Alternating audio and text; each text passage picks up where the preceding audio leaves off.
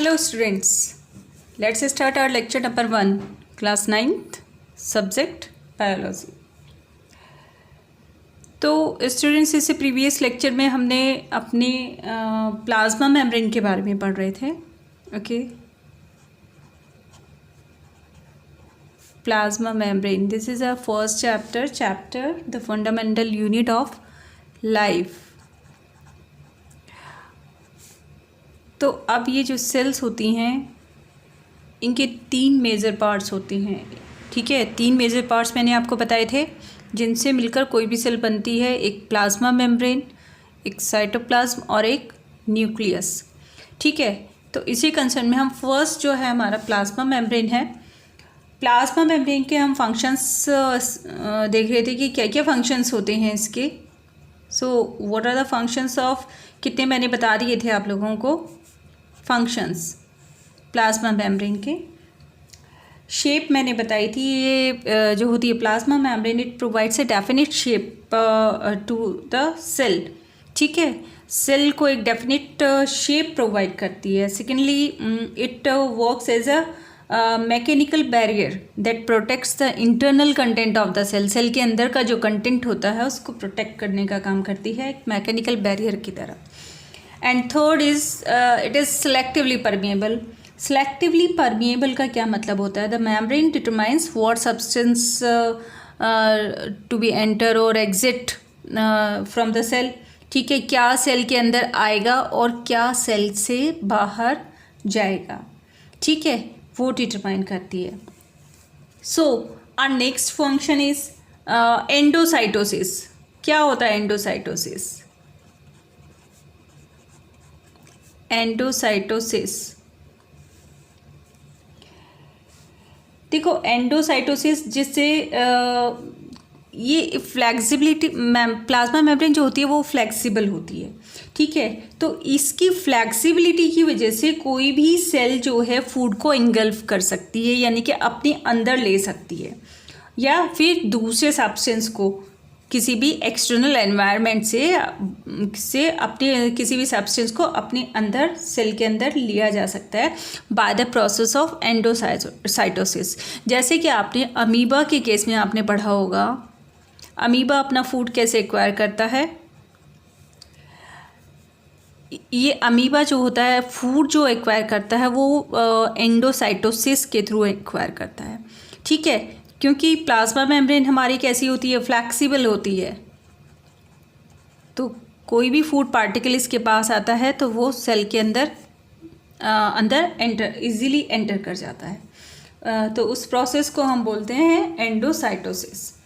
ठीक है, नेक्स्ट है इसका रिकॉग्निशन।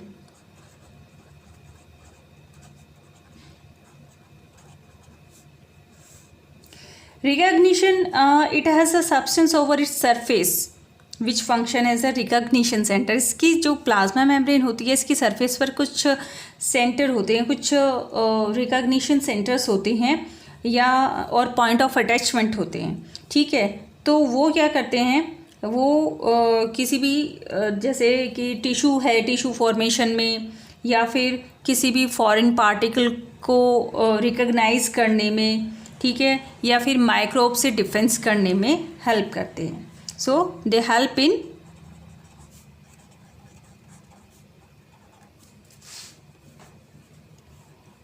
Tissue formation. इसके अलावा distinction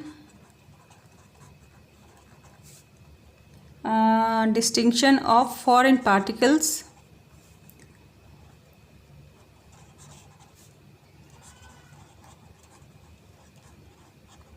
and defense against microbes। Okay, तो ये रिकॉग्निशन सेंटर या पॉइंट ऑफ अटैचमेंट जो होते हैं वो ये काम करते हैं इसके सरफेस पर प्लाज्मा मेम्ब्रेन की। नेक्स्ट है flow of information. Flow of information,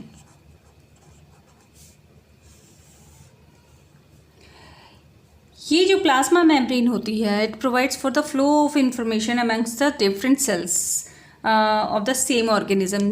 किसी भी ऑर्गेनिज्म के अंदर बहुत सारी सेल्स होती हैं, तो उन सेल्स के बीच में इंफॉर्मेशन का फ्लो करती हैं, ठीक है, इंफॉर्मेशन के फ्लो का काम करती है, इसी प्लाज्मा मेम्ब्रेन के थ्रू होता है वो। Clear that? नेक्स्ट होगा इसका ऑस्मोसिस। क्या होता है ऑस्मोसिस? आपने पढ़ा हो तो osmosis it occurs due to the presence of tiny water channels in the plasma membrane. ये भी प्लाज्मा मेम्ब्रेन की जो, क्योंकि प्लाज्मा मेम्ब्रेन आपकी कैसी है, सिलेक्टिवली परमेबल है, तो इसके थ्रू क्या होता है, वाटर चैनल बन जाते हैं, बहुत ही टाइनी वाटर चैनल्स बन जाते हैं, जिनके थ्रू मटेरियल जो है वो अंदर आ सकते हैं या बाहर एग्जिट कर सकते हैं। ठीक है, अभी हम इसको आगे डिटेल में पढ़ने वाले हैं, ऑस्मोसिस को और डिफ्यूज़न को। सेकेंडली नेक्स्ट जो इसका फंक्शन आता है that is a cell continuity.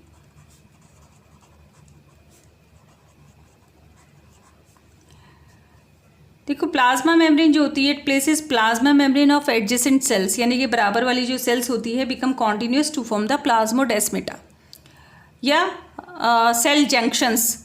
ठीक है, कुछ ऐसे जंक्शंस बन जाते हैं आपस में सेल्स के बीच में, तो उनके थ्रू क्या है, सेल कॉन्टिन्यूटी बन जाती है, ठीक है, आपस में सेल्स की। नाउ नेक्स्ट इज द उन जो वो जंक्शन होते हैं जहाँ पॉइंट ऑफ अटैचमेंट होता है, उसे हम प्लाज्मोडेस्मेटा बोलते हैं। क्लियर? Now specialisation.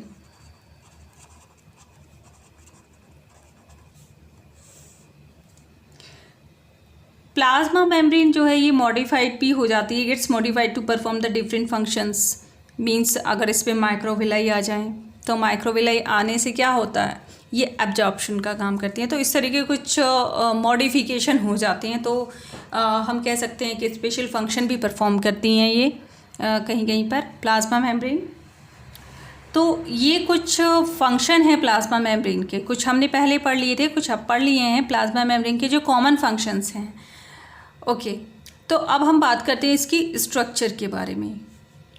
ठीक है, कैसी स्ट्रक्चर बताई थी मैंने आपको इसकी प्लाज्मा मेम्ब्रेन की, क्या क्या बताया था प्लाज्मा मेम्ब्रेन के स्ट्रक्चर के बारे में, कि जो इसकी स्ट्रक्चर होती है, प्लाज्मा मेम्ब्रेन की जो स्ट्रक्चर होती है वो लिपिड बाइलेयर की बनी हुई होती है। सबसे पहले तो अगर मैं आपको बताऊं प्लाज्मा मेम्ब्रेन कैसी होती है, plasma membrane is thin, living, delicate, elastic, means flexible, वही, ठीक है, and selectively permeable,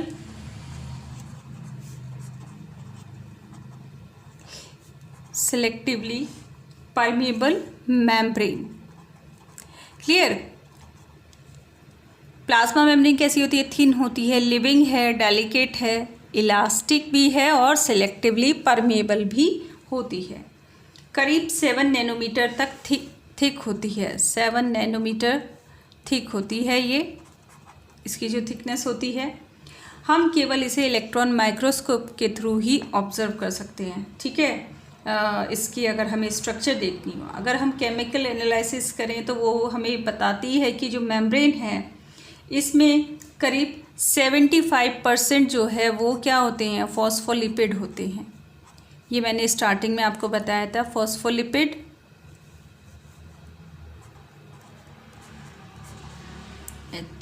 phospholipids. Okay, 75% इसमें फॉस्फोलिपिड्स होते हैं। इसके अलावा इस मेम्ब्रेन में क्या होते हैं आपके, इट कंटेन्स प्रोटीन्स, कोलेस्ट्रॉल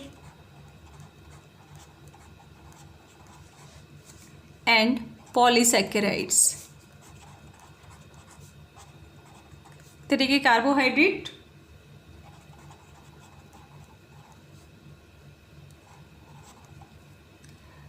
ठीक है, तो अगर हम इसकी एक डिटेल्ड स्ट्रक्चर देखें तो डिटेल्ड स्ट्रक्चर इलेक्ट्रॉन माइक्रोस्कोप में हमें कैसी दिखाई देगी। सबसे पहले मैं आपको ये बता दूं कि ये सबसे फर्स्ट टाइम 1972 में Jonathan Singer and Garth Nicolson, इन्होंने इसका एक मॉडल प्रपोज़ किया था किस तरह की होती है प्लाज्मा मेम्ब्रेन। चलिए ये मैं अगले लेक्चर में डिस्कस करती हूँ आप लोगों के साथ।